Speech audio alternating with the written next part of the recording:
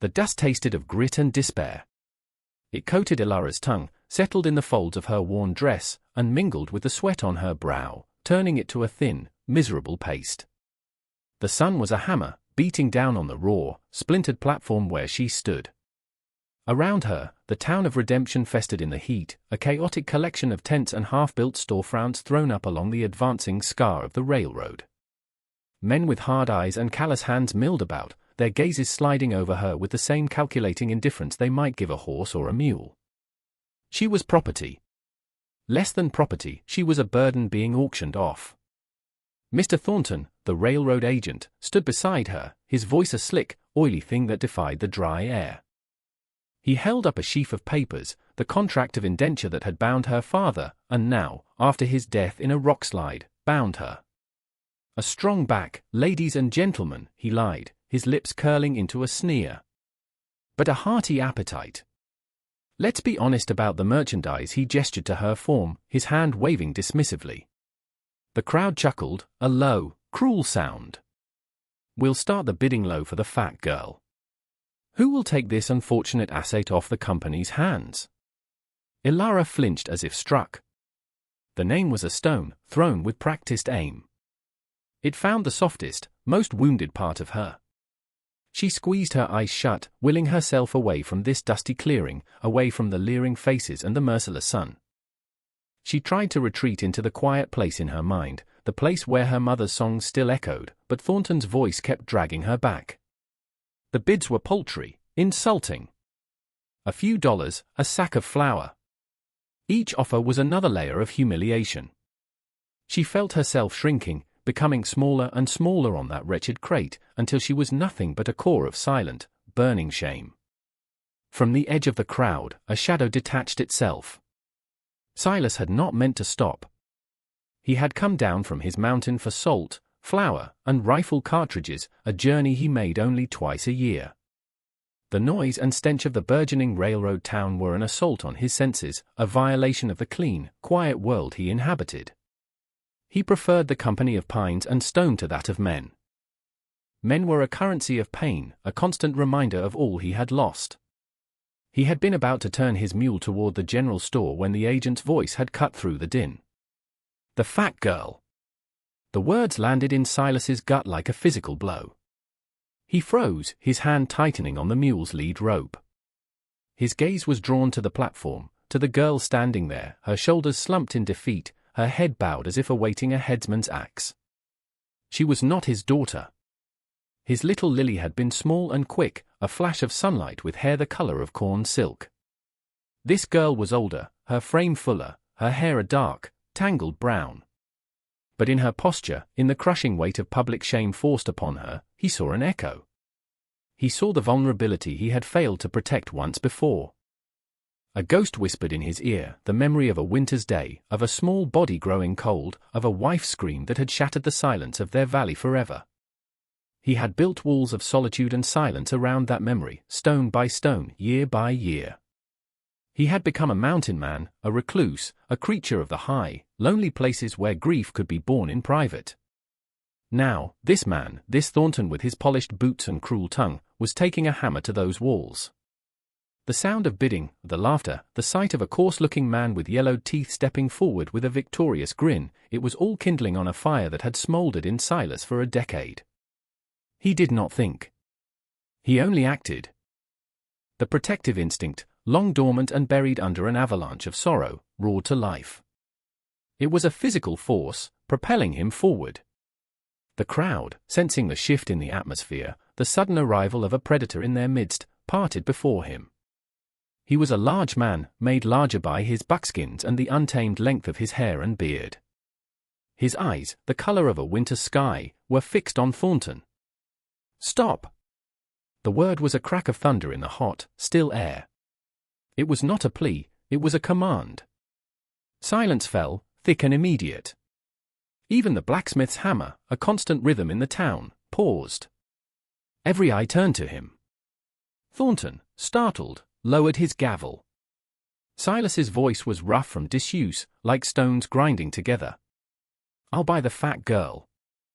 The phrase was clumsy, ugly. He heard it as it left his own mouth and hated it, for it used the same weapon the agent had. But it was the only language these people seemed to understand. He reached into the leather pouch at his belt and pulled out a heavy deerskin sack. Without ceremony, he tossed it onto the platform. It landed with a solid, definitive thud. The drawstring had come loose, and a trickle of gold dust, fine and bright as captured sunlight, spilled onto the rough wood. It was far more than she was worth by their cruel metrics. It was a statement. Thornton's eyes widened, his greed momentarily overriding his surprise. He scurried forward to snatch up the sack, his fingers closing around it possessively. Silas took another step forward, his shadow falling over both the agent and the girl. He pointed a finger at the indenture papers in Thornton's other hand. The papers. His voice left no room for argument. Thornton, clutching the gold, hesitated for only a second before thrusting the documents at him. Silas took them. He did not look at them. He looked at the girl, who was now staring at him, her eyes wide with a mixture of terror and disbelief. He offered her a hand. It was a large, calloused hand, stained with dirt and the work of years, but it was steady. She flinched, her gaze darting from his face to his outstretched hand as if she expected a blow. He held it there, patient. He saw the tremor in her fingers, the rapid beat of the pulse in her throat. After a long moment that stretched into an eternity, she slowly, hesitantly, placed her small hand in his. Her skin was cool, her touch feather-light. Silas closed his fingers around hers gently.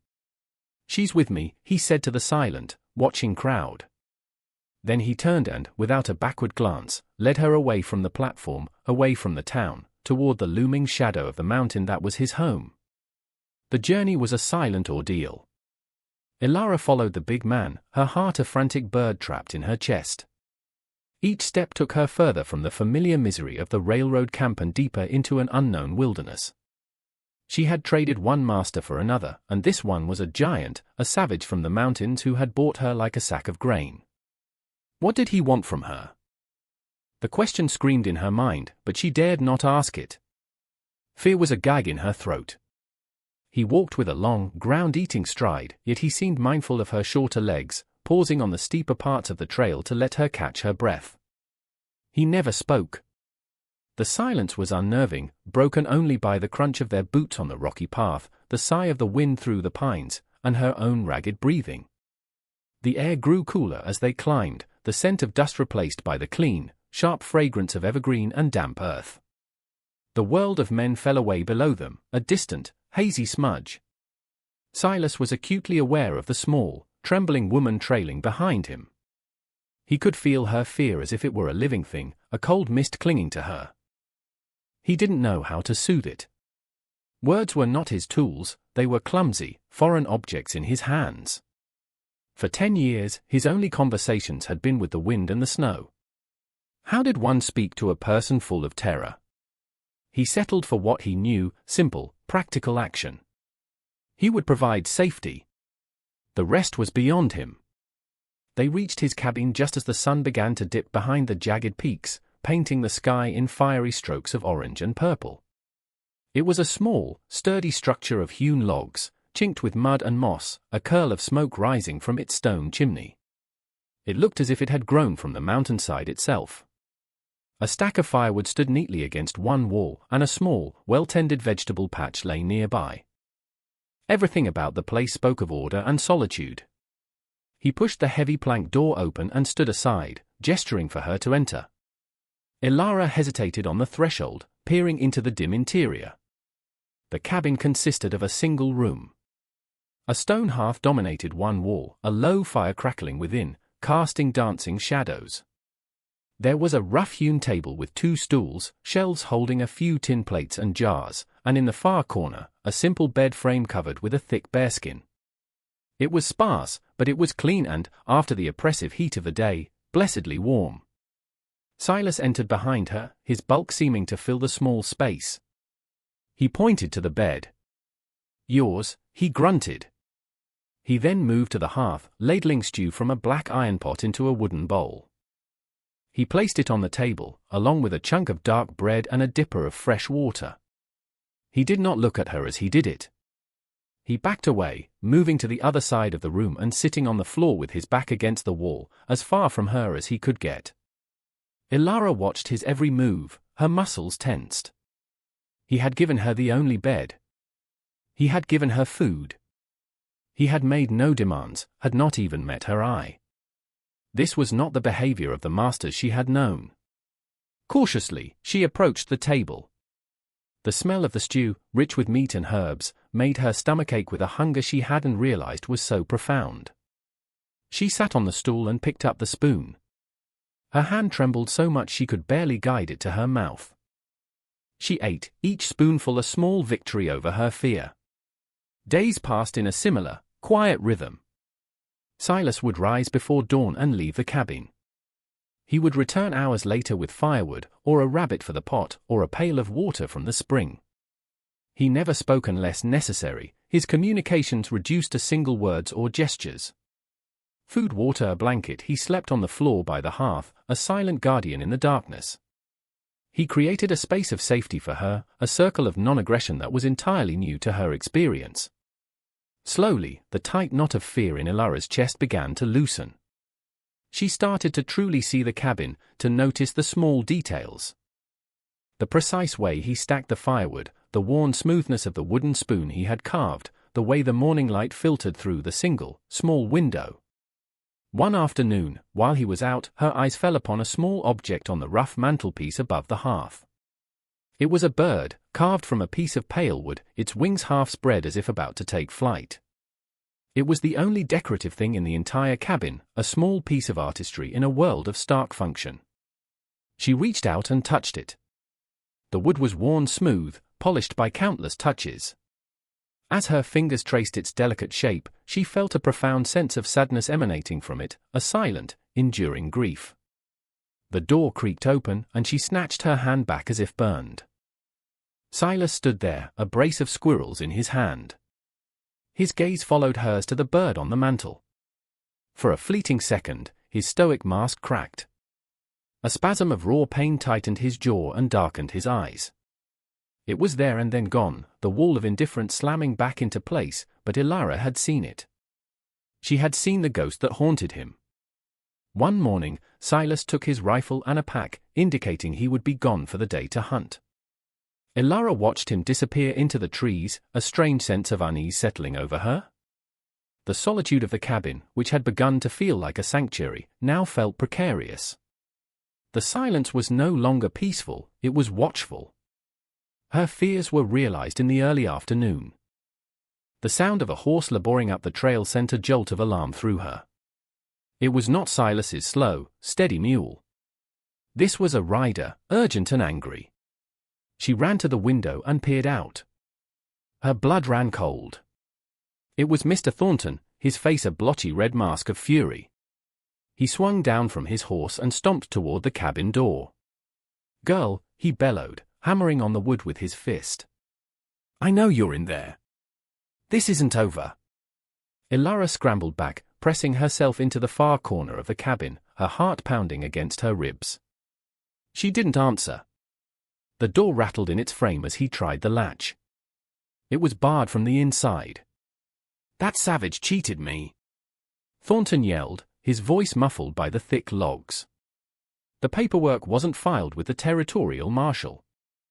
The contract is still mine. You are railroad property, girl, and I've come to collect."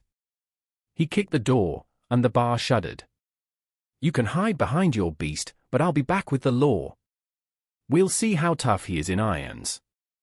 Just as Thornton raised his boot for another kick, a new sound split the air.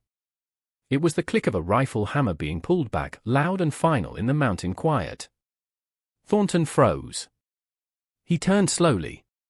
Silas stood at the edge of the clearing, his rifle resting in the crook of his arm, aimed squarely at Thornton's chest. He had made no sound on his return. He was simply there, as solid and menacing as the mountain itself. "Get away from my cabin," Silas said. His voice was dangerously soft.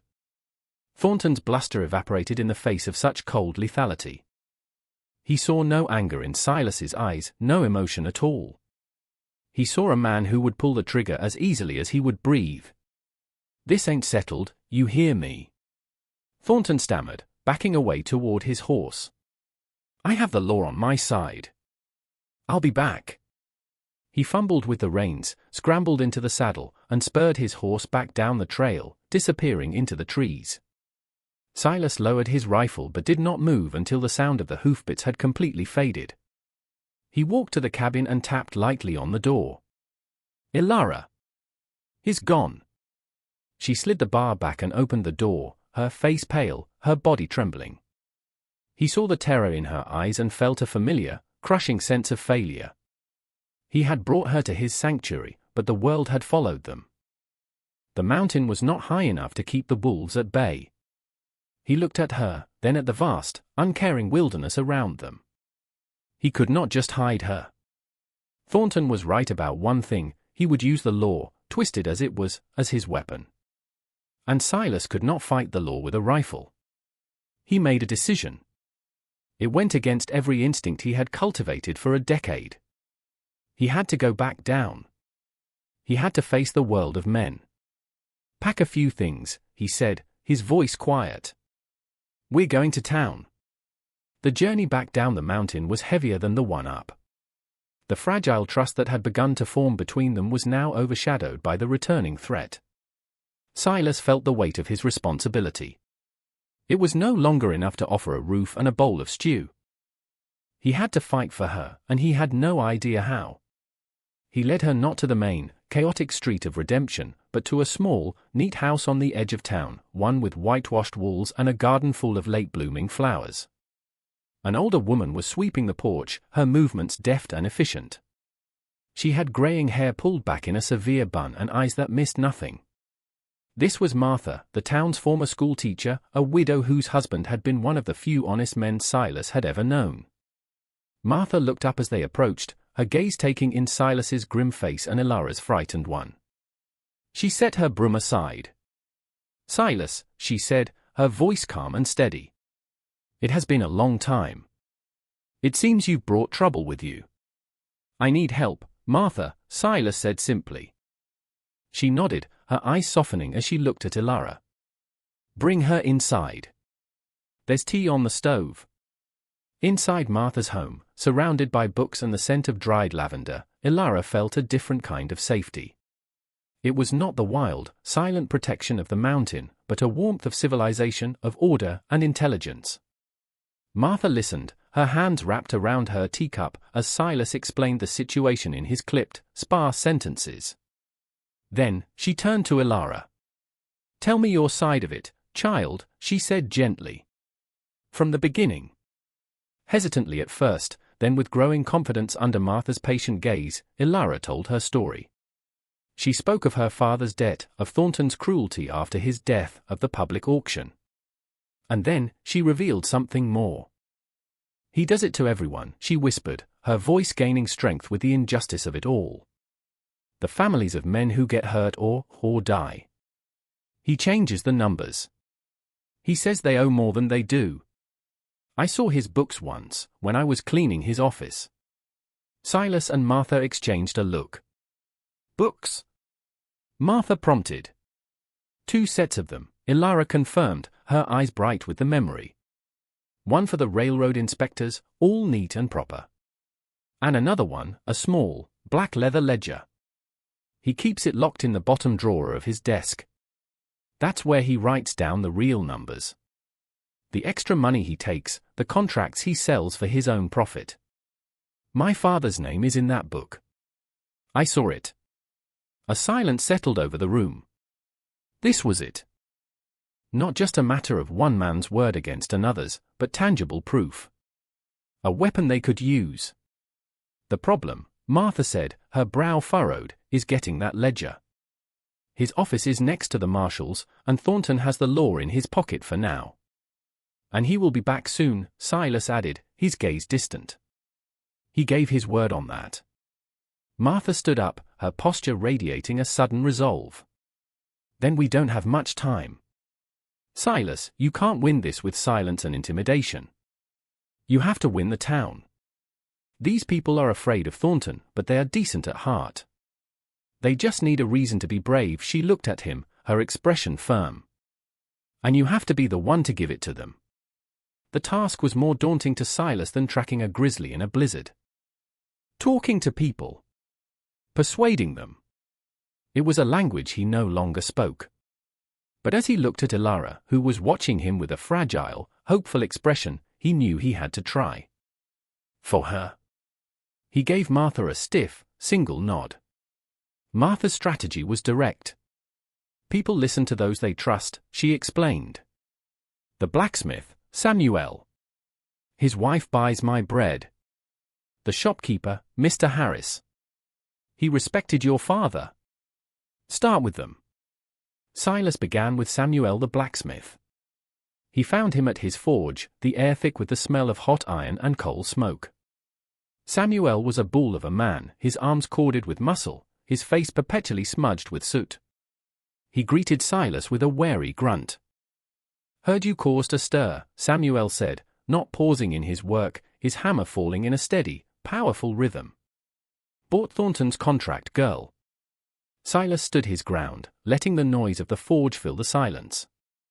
He waited for the blacksmith to stop and look at him. Thornton is a cheat, Silas said, his voice low and even. He keeps 2 ledgers. He steals from the families of the dead. Samuel stopped, wiping sweat from his brow with the back of a leather-gloved hand. Strong words. Thornton has the railroad behind him. What do you have? The truth, Silas said. And I have a girl who deserves to be free, not sold like livestock. He did not raise his voice. He did not plead. He stated it as a fact, as solid as the anvil between them. She is a person. Not property. The words, simple and profound, hung in the hot air. Samuel looked at Silas, at the unyielding certainty in his eyes. He thought of his own daughters. He gave a slow, deliberate nod. Thornton's been squeezing this town for months. If you can prove what you say, you'll have my support. It was a small victory, but it felt monumental. While Silas spoke to the men, Martha worked on the women. She brought Ilara with her to the bakery, to the seamstress's shop. At first, Ilara was timid, hiding behind Martha's skirts like a child. But the women of the town, seeing her gentle nature and the quiet dignity that shone through her fear, began to soften. They saw not the fat girl from the auction block, but a young woman who had suffered a great injustice. Ilara began to help Martha in her home. She scrubbed floors, kneaded dough, and mended linens with a surprising skill. Her hands, it turned out, were deft and clever. Her presence began to transform Martha's quiet house. And in the evenings, when Silas would return from his difficult errands, a semblance of domestic peace would settle over the 3 of them. One evening, Silas sat by the fire, mending a broken leather strap for his pack. His hands, usually so capable, fumbled with the needle and all. Ilara watched him for a moment before speaking, her voice soft. May I? He looked up, surprised, and handed the strap to her. She took it, and with a small silver thimble Martha had given her, she began to stitch the thick leather with small, even stitches that were far neater than his own clumsy attempts. They sat in comfortable silence for a while, the only sounds the crackle of the fire and the whisper of the needle through leather. Then, tentatively, Ilara began to hum. It was a low, melodic tune that seemed to rise from a deep and ancient place within her. The tune coalesced into words, a soft lullaby her mother had taught her long ago. Her voice was not powerful, but it was pure and clear as spring water, full of a heartbreaking sweetness. Silas stopped his work, his hand still. The song washed over him, bypassing the stone walls around his heart and touching the old, deep wound within. It was a song like one his Sarah used to sing to their Lily. For a decade, that memory had been a source of pure, unadulterated pain. But now, listening to Ilara's gentle voice, something shifted inside him. The memory was still agonizing, but it was accompanied by a new sensation, a bittersweet warmth, a sense of connection to the living, breathing person in front of him. He looked at her, truly looked at her, and saw not just a responsibility, but a flicker of hope. A reason to fight. The ice around his soul had begun to thaw. The inevitable confrontation arrived on a grey, overcast morning. Mr. Thornton returned, just as he had promised, and this time he was not alone. He rode at the head of a small posse consisting of the town marshal, a portly man named Gable with a drooping mustache, and 2 thuggish-looking deputies from the railroad security force. They reined in their horses in front of Martha's house. "Silas!" Thornton's voice boomed with restored confidence. "By the authority of the territorial government and the Union Pacific Railroad, I am here to reclaim my legal property. I have a warrant for her return and another for your arrest. Obstruction of commerce."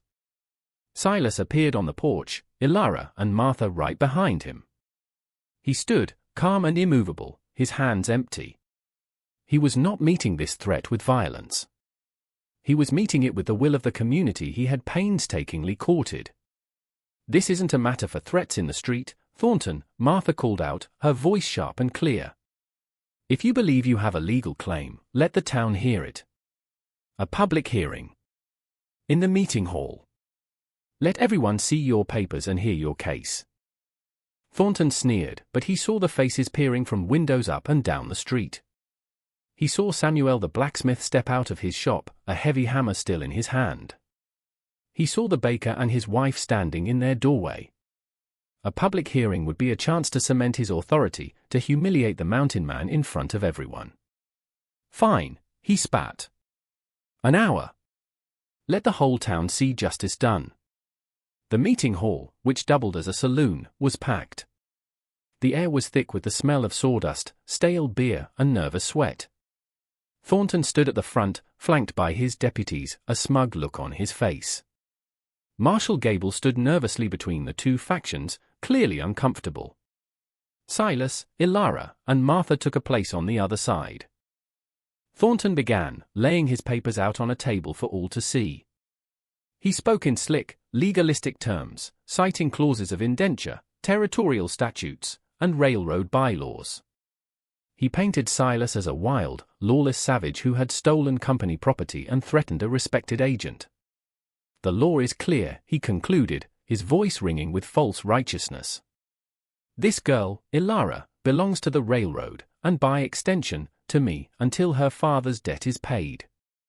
A debt that this brute cannot erase with a pouch of gold dust from some illegal claim." A murmur went through the crowd. Thornton's case, on the surface, seemed strong. He had papers. He had the law. Then Silas stepped forward. He did not look at the papers. He looked at the faces in the crowd, at Samuel, at the baker, at their wives. His words were few, spoken in that low, resonant voice. "You have heard the law of paper," he said. "But there is another law. The law of decency. The law of right and wrong." He turned his gaze on Thornton. "This man is a liar and a thief. He preys on the grieving. He uses paper to hide his crimes." "Lies!" Thornton shouted. "Where is your proof, mountain man?" And then, the unthinkable happened. It was not a grand act of defiance from Silas, but a quiet moment of courage from the one person no one expected to hear from. Ilara, who had been standing slightly behind Silas, took a step forward. Her hands were clasped in front of her, but her head was high. Her voice, when she spoke, did not tremble. It was as clear and steady as the song she had sung by the fire. "I am the proof," she said. A hush fell over the room. Every eye was on her. She was no longer the shamed, defeated girl from the auction block. She was a woman claiming her own voice. "Mr. Thornton speaks of my father's debt," she continued, her gaze locked on the agent, who was now staring at her in disbelief. "He claims our debt was $200. But my father worked off most of it. The real debt was less than 50. I know this, because I saw it. I saw it in his other book." "What is she talking about?" Marshal Gable asked, looking at Thornton. "She's a hysterical girl, making up stories." Thornton blustered, but a sheen of sweat had appeared on his forehead. Ilara did not falter. "He keeps a second ledger," she said, her voice rising now, carrying to every corner of the hall. "A small, Black one. He keeps it in the bottom drawer of his desk. It's where he writes the truth. He did it to my family. And he did it to the Millers, when their son was killed in the tunnel collapse. And to the O'Shaughnessy's, when Mr. O'Shaughnessy lost his leg. As she spoke the names, a shockwave went through the crowd. A woman in the back, Mrs. Miller, let out a cry. It's true. He told us we owed 300. Another man, a friend of the O'Shaughnessy's, stood up. He took their wagon. The murmur became a roar. The town's simmering resentment, its fear and suspicion of the slick railroad agent, had found its voice in Ilara. The dam of intimidation had broken. The community, once a collection of fearful individuals, was becoming a single, angry body. Samuel the blacksmith took a heavy step forward. "Marshal," he said, his voice a low rumble. "I think we need to have a look in Mr. Thornton's office." Marshal Gable looked at Thornton's panicked face, then at the angry, determined faces of the townspeople surrounding him.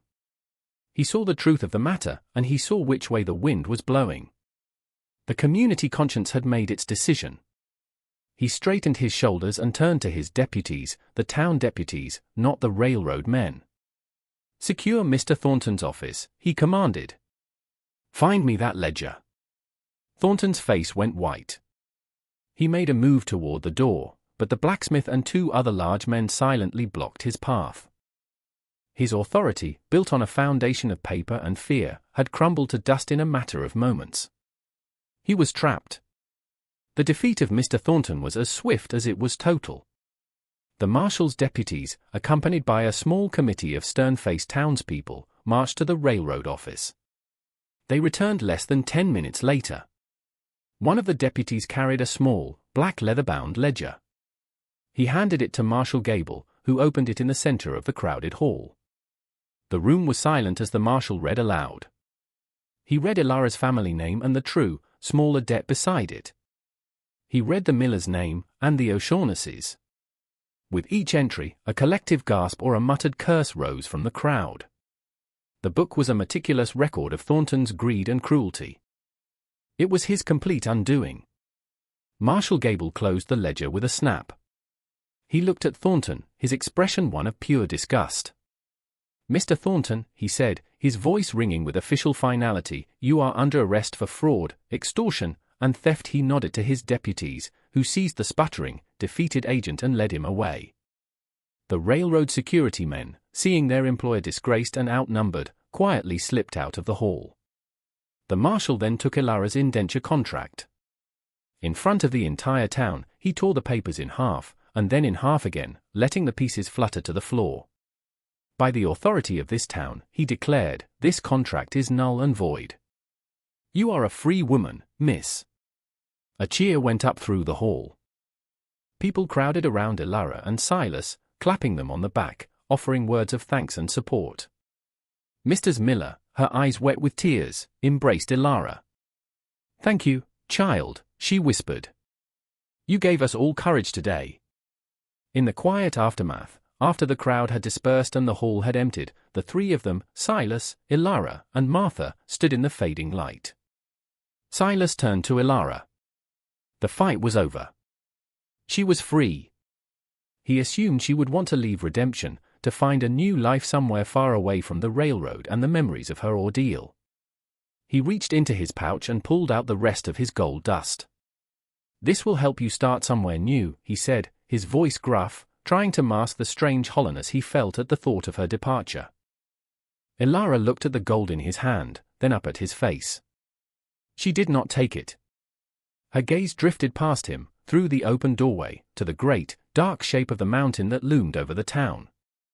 Its peaks were softened by the evening mist. It no longer looked menacing to her. It looked like a promise. "I have no family," she said softly, her voice steady.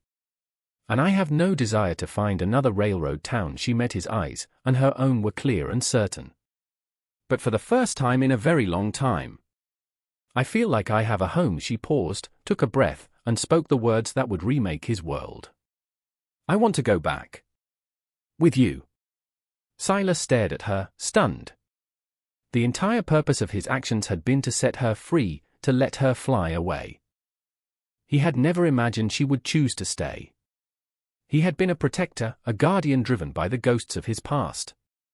He had not allowed himself to think of what came next. To be a father figure, a partner in building a life, the thought was both terrifying and exhilarating.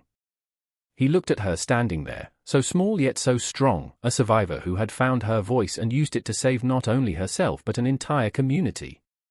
He saw the trust in her eyes, a trust she was placing in him not as a savior but as family. The last of the ice around his heart cracked and melted away. A slow, unfamiliar sensation spread across his face. It was a smile. Small, rusty from disuse, but real. He gave a single, decisive nod. Their return to the cabin was different. It was not a journey of a rescuer and a victim, but of two people heading toward their shared home. The cabin no longer felt sparse and lonely. It felt full. In the weeks that followed, Ilara's touch transformed the space. She planted a small herb garden near the door. Colorful rags were braided into a rug for the cold floor. The scent of baking bread often filled the small room. One afternoon, Silas sat on the porch, the sun warm on his shoulders. He was carving a piece of wood. It was another bird. This one was slightly larger, its wings fully spread, its head tilted as if listening to a song. He worked slowly, his hands sure and steady. When he was finished, he went inside and placed it on the mantelpiece, right next to the small, worn bird that had sat there alone for 10 long years. They looked right together. A family. A knock came at the door. It was Samuel the blacksmith, his mule laden with supplies, flour, salt, and a bolt of warm wool cloth. He refused any payment. "A gift," he said with a warm smile. "From the town. Just to make sure our mountain family is looked after." Silas looked at the gifts, then at Samuel, then at Ilara, who stood beside him, her face bright with a peaceful happiness. He was no longer a recluse, hiding from the world. He was a part of something again. He had faced his ghosts not by running from them, but by opening his heart to the living. On the silent, stoic slopes of the mountain, in the company of a girl who had been bought and sold, he had found what he thought was lost forever. He had found redemption.